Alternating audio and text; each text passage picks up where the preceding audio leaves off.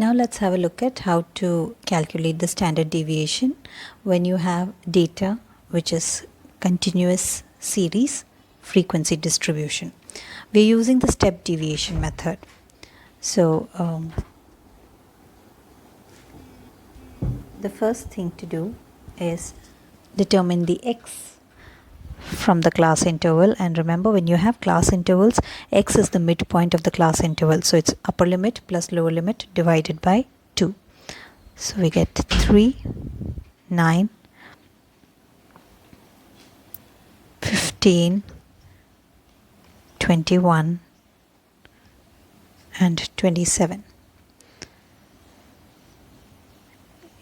You define a variable d which is x minus a divided by c, where a is your assumed mean, c is the size of the class interval. You are free to choose any of these values as the assumed mean or any of these x's as the assumed mean, but ideally choose something in between. Since we have 5 classes, I'm taking the third class, or this 15, as my assumed mean. So for this data, I'm gonna define d as x minus 15 divided by the size of the class interval is upper limit minus lower limit. Remember, the size of the class interval will be given by this formula when you have exclusive class intervals or exclusive form. So here it is 6. So the next column, x minus 15 by 6. So 3 minus 15 by 6. Remember, in standard deviation, the sign is important. So you are going to report d along with the appropriate sign. 3 minus 15 is minus 12 divided by 6 is minus 2. 9 minus 15 by 6 is minus 1. This will be 0, 1 and 2. Now the formula for standard deviation is summation f d square by n minus summation f d by n squared into c, where c is the class size of class interval, as I mentioned earlier. So we need fd as well as fd square. So let me just write d square as the next column. So that's 4, 1, 0, 1 and 4. F times d is, if I call this column 1, 2, 3, 4, 5. So FD will be column 2 into column 4.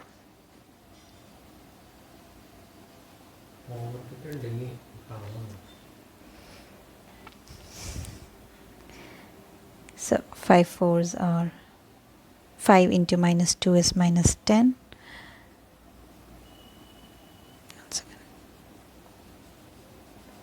Minus 10, minus 12, 0, 10 and 6. And when you sum it up, you will get minus 6. Similarly, fd square is your column 2 into column 5.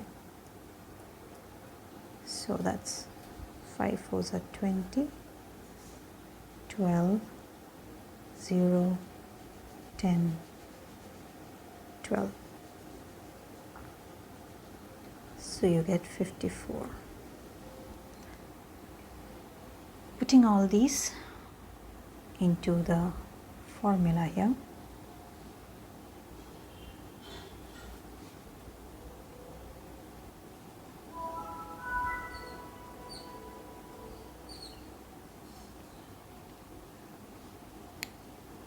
Total number of observations is the total frequency, which is 60.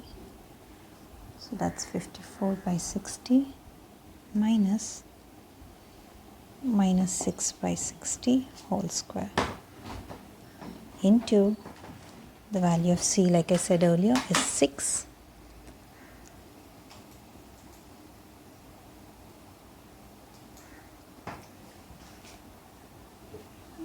Which, if you try using the calculator,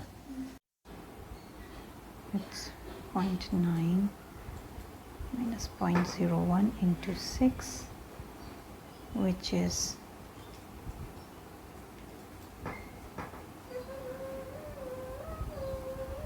into 6, which you will get as 5.66. So as you can see, the calculations have become much more simpler because of the step deviation method. Now, standard deviation is an absolute measure of dispersion. Its related and corresponding relative measure of dispersion is called the coefficient of variation. It is defined as standard deviation sigma divided by the arithmetic mean x bar into 100. Like all other coefficients, this will also be a pure number, as the units in the numerator and the denominator actually cancel each other. In the last question that we solved, I want to try and calculate the coefficient of variation as well. To do that, we need to first calculate the arithmetic mean x bar. I hope you remember the formula for arithmetic mean in the step deviation method. It is the assumed mean plus summation f times d divided by n into c. So since the assumed mean was 15 over here, 15 plus minus 6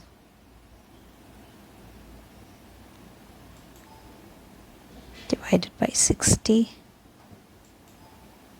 into 6.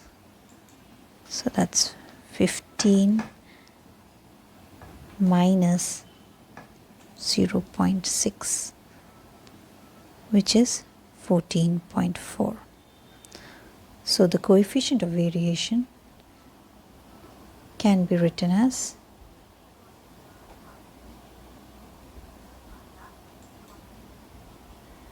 coefficient of variation for this particular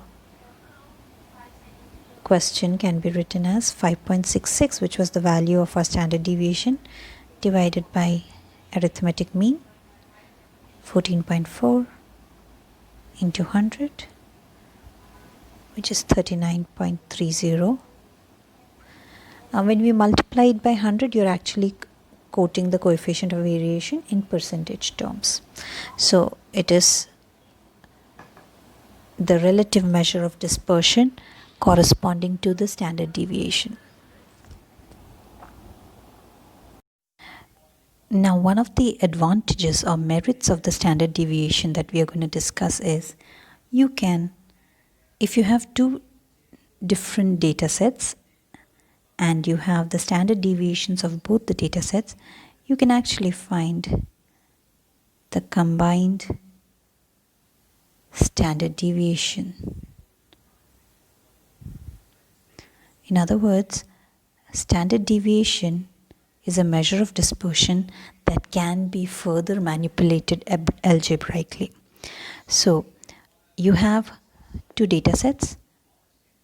N1 is the number of observation in the first data set, which has standard deviation sigma 1 and arithmetic mean x1 bar. And if you have another sample of data with n2 observations, sigma 2 standard deviation, and x2 bar, the arithmetic mean of the second data set, You can find the combined standard deviation. I'm calling it sigma 1, 2. The subscript indicates it's the standard deviation of the first and second data set combined. So the formula is n1 root under n1 sigma 1 square plus n2 sigma 2 square plus n1 d1 square plus n2 d2 square, the whole divided by n1 plus n2. We know what sigma 1 square and sigma 2 square are. d1 is x1 bar minus x12 bar. x12 bar is basically the arithmetic mean of the combined data set. 1 and 2, both the data sets combined into one single set, and if you find its arithmetic mean. Similarly, d2 is x2 bar minus the combined mean of the two samples. This formula can be extended to 3, 4, as many number of samples as you want. So just as an example, suppose we had 3 data sets, that is, we have a third sample with n3 observations, sigma 3 standard deviation, and x3 bar as its arithmetic mean. You will also have plus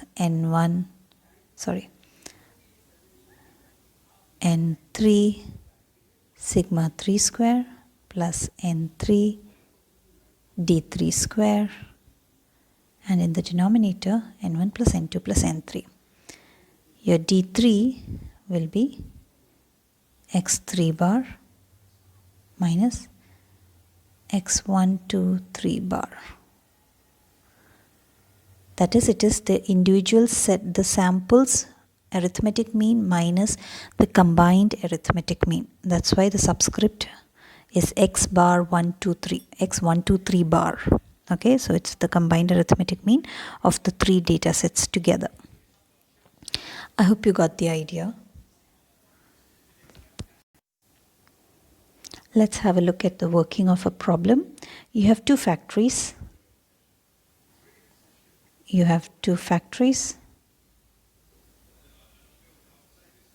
A and B. Each has a certain number of workers.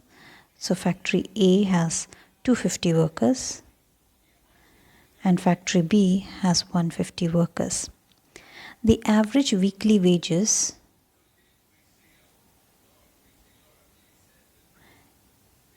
of these workers in factory A is 36 rupees and in factory B it is 38 rupees. There is some variation in the wages received by the workers.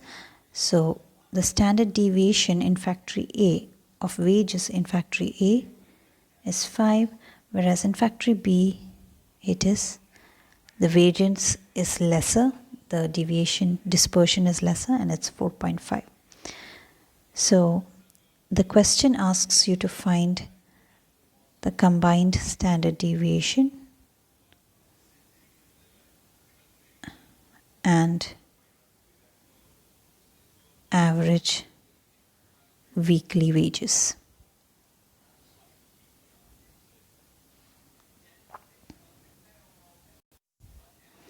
So first let's find the average weekly wages.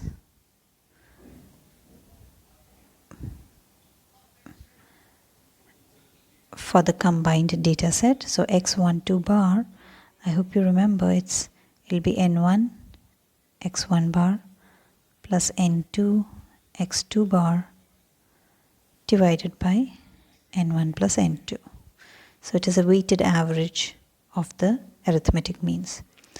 So you've got 250 into 36 plus 150 into 38 divided by 250 plus 150, which is 400. This comes up to 36.75. Next step is to calculate the combined standard deviation. So D1 will be x1 bar minus x12 bar. So that is 36 minus 36.75. So it is negative 0.75. D2 is x2 bar minus x12 bar. So that is 38 minus 36.75, which is equal to 37. Yeah, 1.25.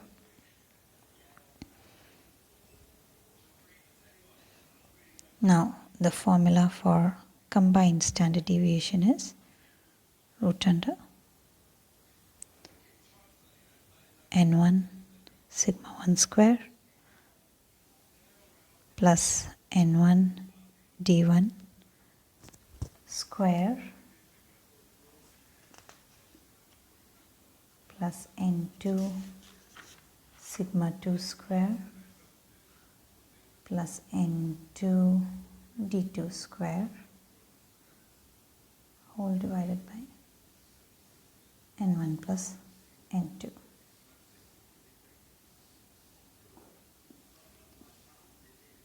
So that's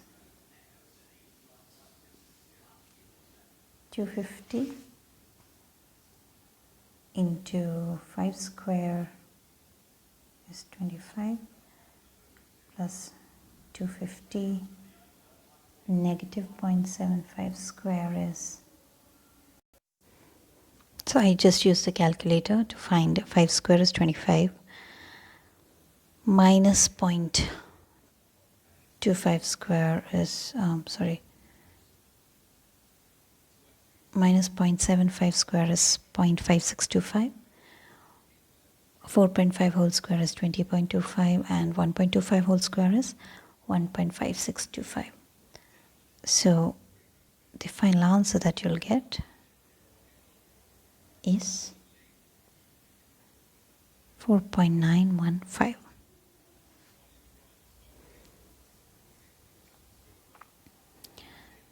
And finally, we come to the last section where we discuss the merits and demerits of standard deviation.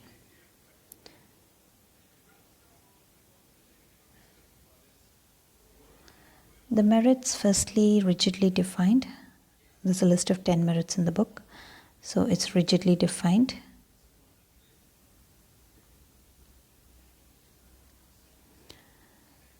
And based on all observations,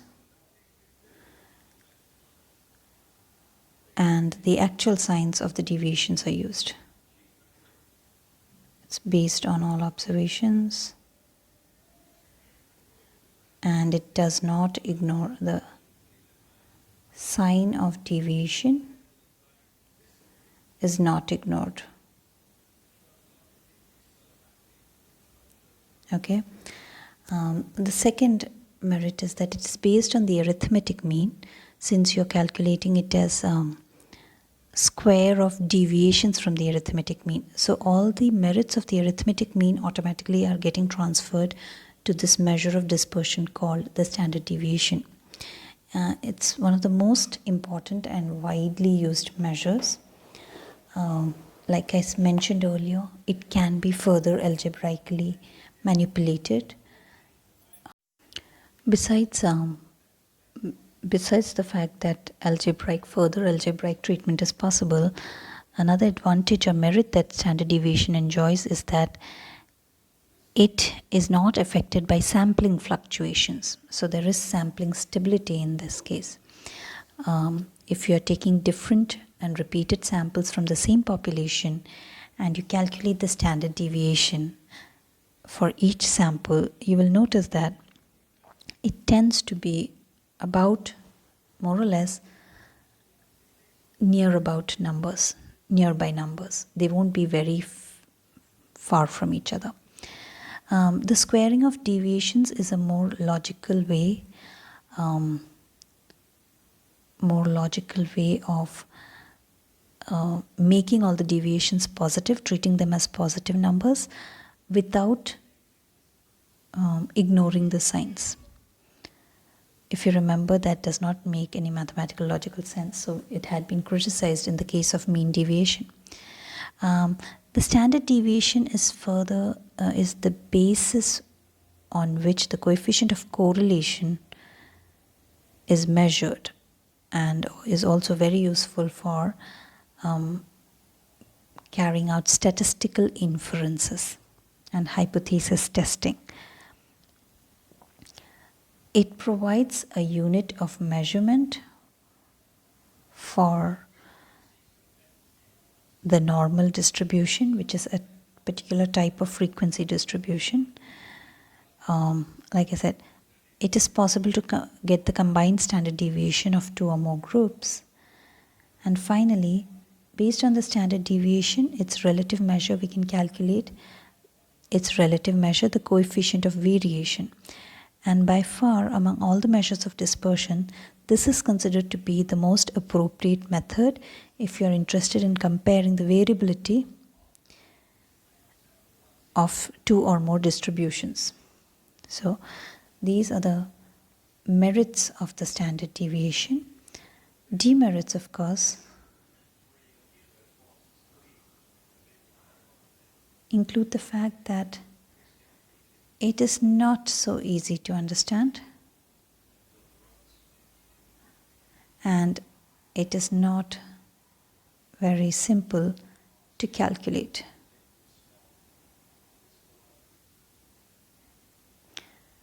The second demerit is that when you're squaring the deviations, you're giving more weight to larger deviations, and therefore you will be giving more weight to the extreme values or outlier values. Remember, this is because in the process of calculating the standard deviation, we square the deviation. So when you have outlier values or extreme values, squaring of the deviation itself will be quite big, and squaring the deviation will mean you're giving more weight to these outlier values. Another demerit is it is affected by all values in the distribution, which means, like I said, if there are any outliers or wrong items, wrongly selected items in a series, that will affect the value of the standard deviation.